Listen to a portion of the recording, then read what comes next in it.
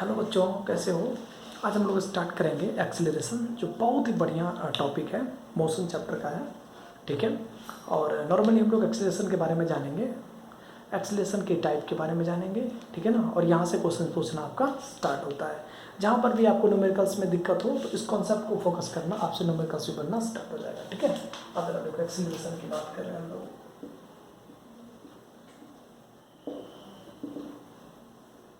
ठीक है। होता क्या है acceleration? The measurement of, simply इसको अगर हम लिखें तो हम लोग लिख सकते हैं the measurement of change in velocity of an object with respect to time. The measurement change in velocity of an object with respect to time. ठीक है, ठीक है ना। Measurement of change in velocity. तो आप नॉर्मली हम बात कर सकते हैं, इसको दूसरा लैंग्वेज में डेफिनेशन हम कह सकते हैं the rate of change in velocity, the rate of change in velocity. तो सिंपली आता है कि चेंज इन वेलोसिटी की बात हो रही है। रेट का मतलब होता है दोस्त टाइम से डिवाइड करना, याद रखना। रेट का मतलब होता है टाइम से डिवाइड करना। ठीक है ना। चलिए, तो अब सिंपली यहाँ से कह सकते हैं जो एक्सीलरेशन होगा आपका फार्मूला, देखो दोस्त, एक्सीलरेशन को ACCL और पावर के फॉर्म में L लिखे हमने, एक्सीलरेशन दे दिया इसको। एक्सीलरेशन होगा चेंज इन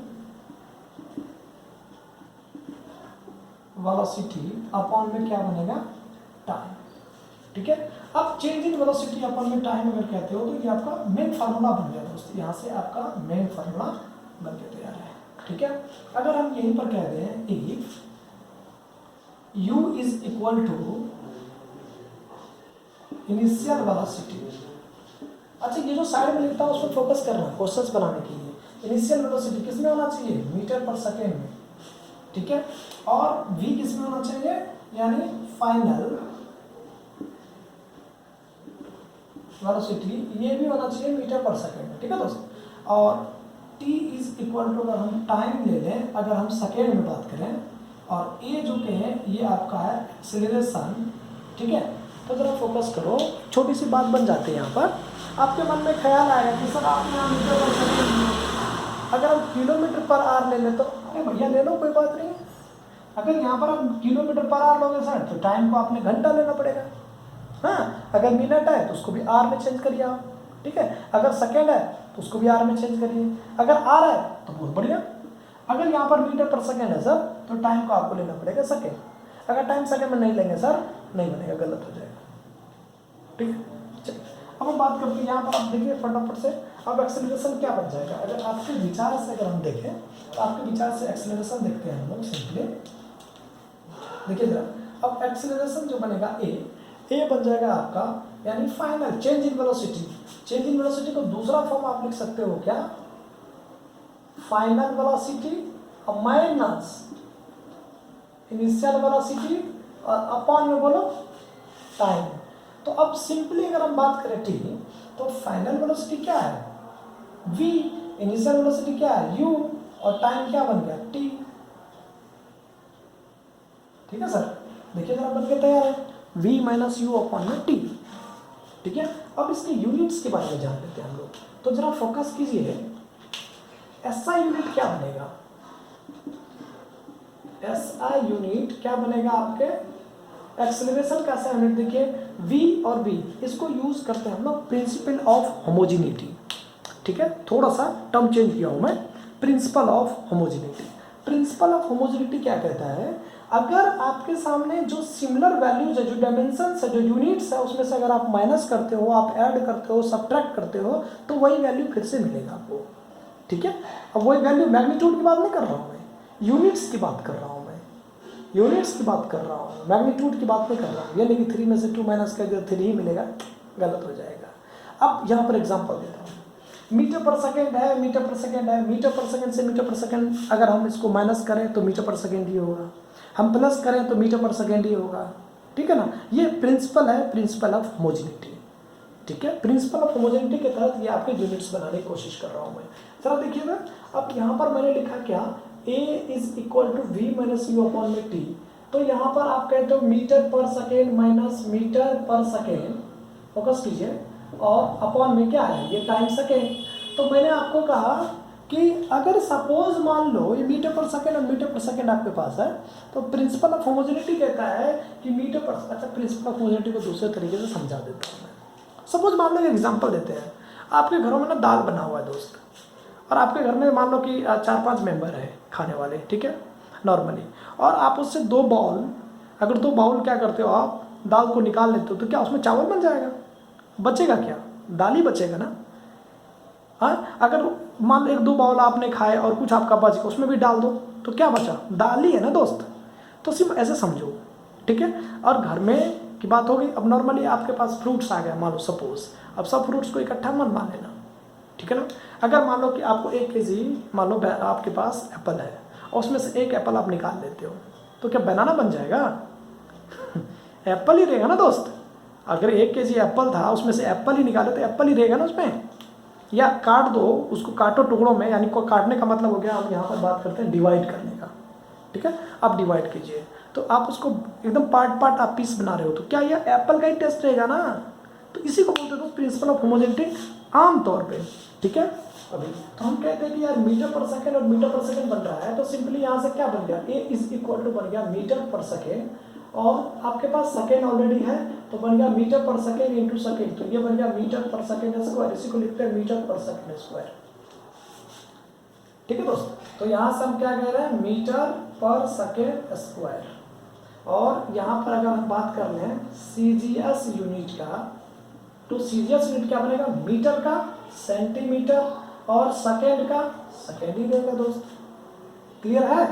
अब तक देखिए मीटर पर सेकेंड और सेंटीमीटर पर सेकेंड 2 यूनिट्स आपके पास आ गए। अब जो दोस्त एक्सेलरेशन है ना दोस्त, ये क्या है, वेक्टर क्वांटिटी है। क्या है, वेक्टर क्वांटिटी। अब वेक्टर क्वांटिटी क्यों है, क्योंकि इसके पास डायरेक्शन और मैग्नीट्यूड, ठीक है दोस्त, डायरेक्शन एंड मैग्नीट्यूड दोनों होते हैं। इसके पास डायरेक्शन और मैग्नीट्यूड दोनों होता है, और दोनों होगा तो क्या कहलाएगा, vector quantity.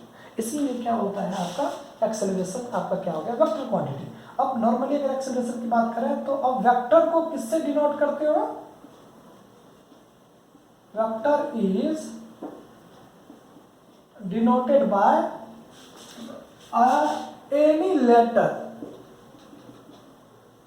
Over an arrow. कोई भी लेटर उसके ऊपर एरो, अगर हम इसको थोड़ा सा इसको ऐसे कर दें, कोई भी लेटर अगर आपको लिखना है ए वेक्टर, तो आप करेंगे इस तरह से।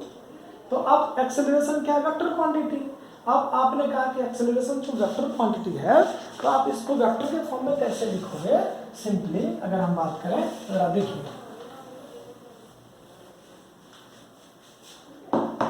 एक्सेलरेशन को वेक्टर फॉर्म में लिख सकते हैं, इन वेक्टर फॉर्म। अब एक्सेलरेशन पे भी क्या करिए आप, एरो लगाइए। मैंने कहा ही है कि vector is denoted by any letter over an arrow, ठीक है ना। यानी आप उस पर एरो लगाइए, आपका वेक्टर शो करेगा, ठीक है दोस्त। अब ए वेक्टर किसके करीब होगा, final velocity, velocity is also the vector, and initial क्या, velocity is a vector quantity, upon में बन गया टी। तो ये आपका बन गया वेक्टर फॉर्म किसका, एक्सेलरेशन का। क्लियर है। अब हम लोग बात करते हैं टाइप ऑफ एक्सेलरेशन।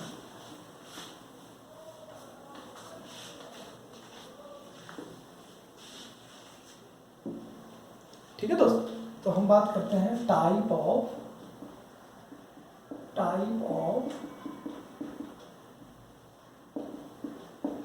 एक्सेलरेशन। अब हम लोग बात करते हैं टाइप ऑफ एक्सेलरेशन। एक्सेलरेशन के ना 2 टाइप होते हैं, ठीक है दोस्त। अब देखिए एक्सेलरेशन के 2 टाइप, अब 2 टाइप में फोकस करो। एक होता है आपका यानी पॉजिटिव, और एक होता है दोस्त नेगेटिव, ठीक है दोस्त। अच्छा, पॉजिटिव एक्सीलरेशन में सीधा सीधा प्लस ए, ठीक है। ए आपने एरो लगा दिया, एरो इसलिए क्योंकि ये वेक्टर क्वांटिटी है, हमने आपको जस्ट इससे पहले आपको बताया कि वेक्टर को डिनोट करने के लिए हम एरो लगाते हैं। अब ये नेगेटिव है, इसको नेगेटिव को दूसरा फॉर्म कहते हैं हम लोग रिटार्डेशन, क्या बोल सकते हैं इसको, तीसरा फॉर्म में बोलते हैं DECELERATION, डिसलरेशन, ठीक है। अब डिसलरेशन को दूसरे फॉर्म में कहते हैं माइनस ए। अब जरा फोकस करो, माइनस ए और प्लस ए में क्या अंतर है, क्या डिफरेंस है। अगर किसी भी ऑब्जेक्ट का, अगर किसी ऑब्जेक्ट की वेलोसिटी टाइम के रिस्पेक्ट में बढ़ रहा हो, देखिए जरा, हम सिंपली कहते हैं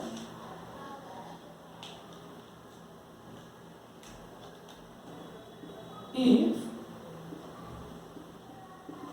velocity of an object increases with respect to time। अच्छा, यहाँ पर सबसे बड़ी बात है, अगर ये टाइम के रिस्पेक्ट में इंक्रीज कर रहा है, इसका मतलब ये है कि u जो होगा v से छोटा होगा दोस्त, u जो है वो v से क्या होगा, छोटा होगा, तभी जाके वो इंक्रीज किया होगा। मतलब पहले स्टार्ट में इसकी इनिशियल वेलोसिटी थी 5 मीटर पर second, after some time its velocity becomes 10 meter per second. That it means you can say the velocity of an object is increases with respect to time. Clear? चलिए, अब यहाँ से हम कह सकते हैं इस सिचुएशन में जो u बनता है पॉजिटिव एक्सीलरेशन के लिए, ठीक है, तो आप यहाँ पे लिख सकते हो फॉर पॉजिटिव एक्सीलरेशन, यानी प्लस ए के लिए ये u हमेशा क्या बनेगा, छोटा बनेगा किससे, v से, याद रखना, तभी जाके पॉजिटिव बनेगा सिचुएशन। क्लियर है कि नहीं है? चलिए, अब इसमें क्या होता है आपका, अगर हम नेगेटिव एक्सीलरेशन की बात करें तो नेगेटिव एक्सीलरेशन कर सकते हैं if the velocity of an object decreases with respect to time. अब यहाँ पर आप क्या कर सकते हो, फॉर नेगेटिव एक्सेलरेशन या रिटार्डेशन या फिर डिसलरेशन, यहाँ पर आप क्या करोगे दोस्त, if an object having initial velocity is 20 metre पर second, after some time it becomes 10 meter per second, what you say about the velocity? That means the speed, the velocity of an object decreases with respect to time. Clearly we can say कि अगर आपकी velocity object के respect में क्या हो रहा है, time के रिस्पेक्ट में घट रहा हो, तो इस सिचुएशन में आपके पास जो केसेस आएंगे दोस्त, ये बनेगा v is much less than u, इस तरह का केस बनेगा। यहाँ पर देखिए इस सिचुएशन में, ठीक है, v की वैल्यू ज़्यादा, u की वैल्यू कम, और यहाँ पर क्या है, v की वैल्यू कम और u की वैल्यू ज़्यादा, ठीक है। अब सिंपली अगर हम बात करें, अब पॉजिटिव एक्सीलरेशन के लिए जो ग्राफ बनेगा दोस्त, वो क्या बनेगा, देखिए vt का ग्राफ की बात करेंगे हम, यहाँ पर देखिए इसके लिए हम बात करेंगे, इसको हम कहते हैं v और इसको कह देते हैं t, तो इसके रिस्पेक्ट में क्या हो रहा है, बढ़ रहा है, ठीक है। देखो जरा, ये इसके रिस्पेक्ट में क्या बढ़ रहा है, और इसके रिस्पेक्ट में अगर हम ग्राफ देखें, किसके लिए, v और t का ग्राफ अगर देखें, तो सिंपली क्या हो रहा है, ये घट रहा है। तो फोकस करो, ये घट रहा है, दैट मीन्स ये जो है ये आपका घट रहा है इसके रिस्पेक्ट में, ठीक है। कैसे पता चलेगा, यहाँ पर आप कहते हो v और इसको इसे बढ़ा दो, हर एक पॉइंट पे ले लो, हर एक पॉइंट पे लो, इसको कहते हो v1, इसको कहते हो v2, इसको कहते हो t1, इसको कहते हो t2। आपको नहीं लगता है कि ये जो वेलोसिटी है ये घट रही है इसके रिस्पेक्ट में, देखो तो घट रही है कि नहीं घट रही है, जरा सोचो ना, घट रही है कि नहीं घट रही है। अब इसका क्या हो रहा है, डिक्रीज कर रहा है, इंक्लाइन यानी सीधा सीधा, और ये क्या कर रहा है आपको, तो इसको आप कहते हैं यूनिफॉर्म, और इसको कह सकते हैं आप नॉर्मली, देखिए घट रहा है नॉन यूनिफॉर्म, ठीक है। अब यहाँ पर एक छोटा सा क्वेश्चन मार्क और बनता है तुम्हारे साथ क्वेश्चन मार्क ये बनेगा कि यार नेगेटिव एक्सीलरेशन अगर आप बने हो, और आपको अगर मान लीजिए नेगेटिव एक्सीलरेशन फाइंड आउट करना हो, तब क्या करोगे। बच्चे यहीं पर फंसते हैं। अक्सर जो क्वेश्चंस में बच्चे फंसते हैं वो ये निकालने में फंसते हैं कि if N object having a speed like something moving in a straight line, और आपको पता है अगर स्ट्रेट लाइन पे मूव करेगा तो स्पीड और वेलोसिटी इक्वल हो जाते हैं, परेशान नहीं होना है, ठीक है। और सर्कुलर ट्रैक पर हो तो चेंज हो जाता है बिल्कुल, या जिगजैग पाथ पर हो तो चेंज होता है, ठीक है। तो इसी तरह से क्या होता है कि अगर स्ट्रेट लाइन हो तो स्पीड और उसका डिस्टेंस और डिस्प्लेसमेंट दोनों सेम हो जाते हैं, ठीक है ना। चलिए अब हम बात कर रहे हैं क्या कि ग्राफ की बात करें, आपने यूनिफॉर्म का देख लिया, यानी नॉन यूनिफॉर्म किसके लिए, दो कंडीशन के लिए, पॉजिटिव एक्सेलरेशन के लिए, ठीक है, और हम बात करेंगे किसके लिए, नेगेटिव एक्सेलरेशन के लिए, नॉन यूनिफॉर्म नेगेटिव एक्सेलरेशन। अब पॉजिटिव एक्सेलरेशन के लिए नॉन यूनिफॉर्म की बात करें तो जरा देखिए इस तरह से, ये आपका v और ये t है, और यहां से मान लीजिए इस तरह से पार्टिकल मूव करना स्टार्ट किया, और जरा सोचो इस तरह का, ठीक है, ये आपका क्या है। अब ये वाला पार्ट्स की बात करें हम, जरा समझना, वेलोसिटी और टाइम का ग्राफ ले रहा हूं मैं, मतलब क्या है,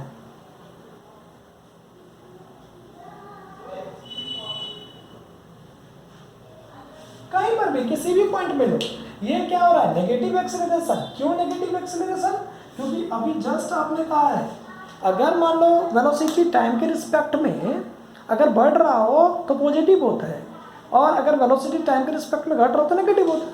अब जरा इस पर फोकस कर लो, अब यहाँ पर आप फोकस कीजिए इस पॉइंट पर, और इस पॉइंट पर फोकस कीजिए, और इसको मैं कहता हूँ T1, इसको कहता हूँ T2 और इसको कहता हूँ T3। ये आपका है V1 और ये आपका V2, ये V3। आपको नहीं लगता है कि वेलोसिटी भी बढ़ रही है टाइम के रिस्पेक्ट में, वेलोसिटी बढ़ रहा है। और इस ग्राफ वाले को देखिए, अगर आप इसमें अगर कंपेयर करें इस चीज़ को तो जरा देखिए तो इस तरह से,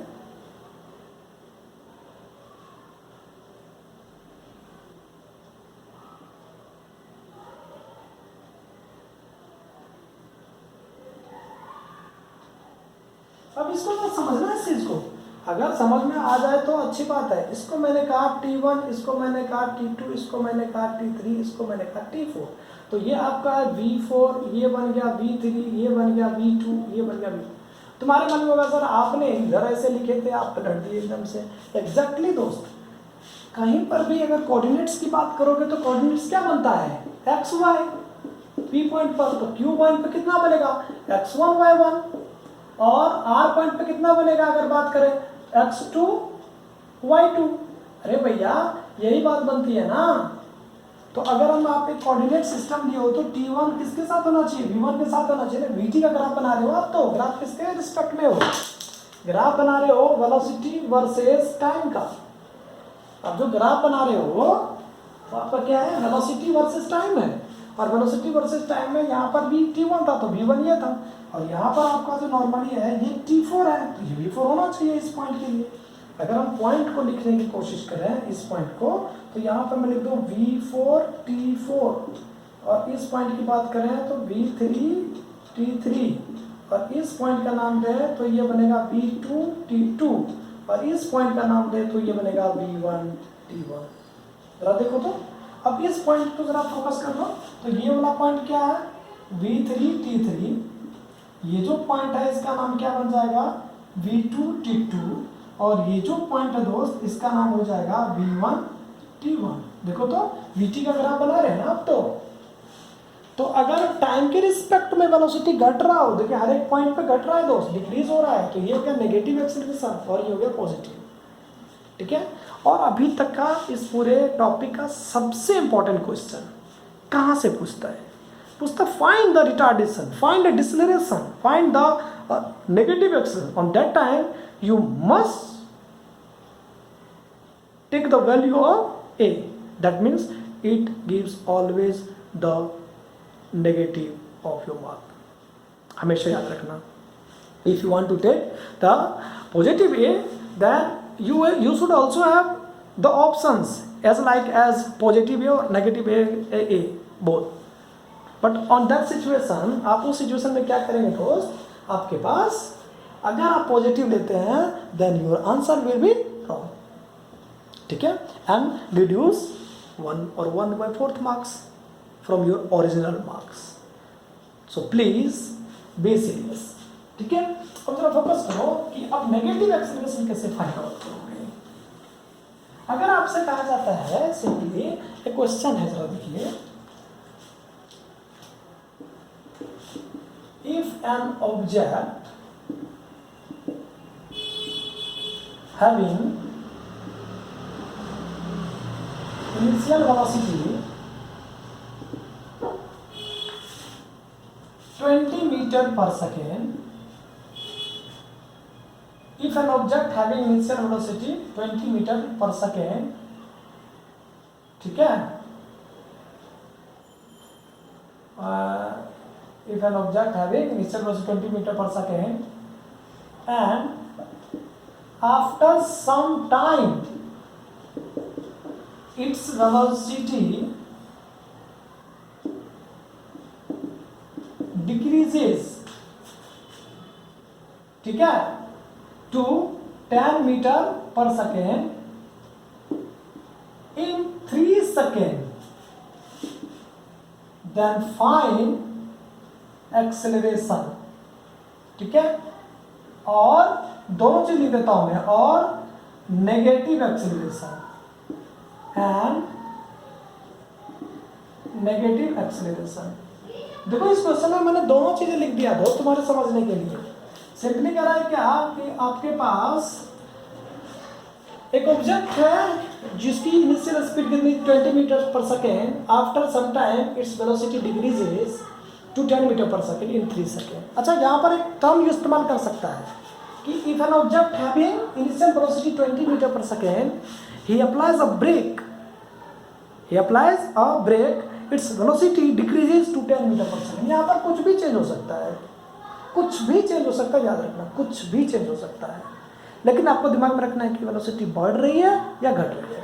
तो आपको सिंपली यहाँ पर पूछता है एक्सेलरेशन और नेगेटिव एक्सेलरेशन दोनों दिया मैंने। तो यहाँ से आप कहेंगे u इज इक्वल टू, अगर हम बात करें सॉल्यूशन का, तो u आपको दिया है 20 मीटर पर सेकेंड और आपके पास भी 10 मीटर पर सेकेंड, और आपको टाइम दे दिया है 3 सेकेंड के अंदर वो क्या हो गया है आपका डिक्रीज हुआ है। आपको पूछता है a और -a, दोनों पूछ रहा है दोस्त। एक ही क्वेश्चन में दोनों निकाल के दिखा देता हूँ मैं। a इज इक्वल टू, अगर बात करें तो ये बनेगा आपको v - u/t। अब इज इक्वल टू कितना बन गया, अगर आप फोकस करो 10 - 20/3 इज इक्वल टू -10/3 मीटर पर सेकेंड स्क्वायर। ये आपका एक्सेलरेशन था, यानी आपका ये फाइंड आउट हो चुका है। अब हो गया नेगेटिव एक्सेलरेशन, नेगेटिव एक्सेलरेशन। अब दोस्त नेगेटिव एक्सेलरेशन जब आपको फाइंड आउट करना हो तो -a निकालने की कोशिश कीजिएगा, यानी -a फाइंड आउट करने को कह रहा है। अब सुनिए, इसीलिए -a इज इक्वल टू कितना बनेगा 10/3 मीटर पर सेकेंड स्क्वायर। अब आप अपने ऑप्शन में ये ढूंढिए यहाँ पर कि 10/3 गिवन है या फिर -10/3 गिवन है। अगर आप -10/3 कहते हो तो ये नॉर्मल एक्सेलरेशन लिखना है, ना कि रिटार्डेशन। याद रखना, ये रिटार्डेशन नहीं है, ये नॉर्मली एक्सेलरेशन फाइंड आउट कर दिया नेगेटिव में। और हमें इसकी वैल्यू गिवन होती है, और ज़्यादातर सीईटी के पेपर में सबसे ज़्यादा इस टाइप के क्वेश्चन होते हैं। जब सीईटी का पेपर देते हो ना, उसमें सबसे ज़्यादा इस टाइप का क्वेश्चन आपसे पूछेगा फाइंड द नेगेटिव एक्सेलरेशन या रिटार्डेशन या deceleration, then you want to take this value and see your option clearly. Clear?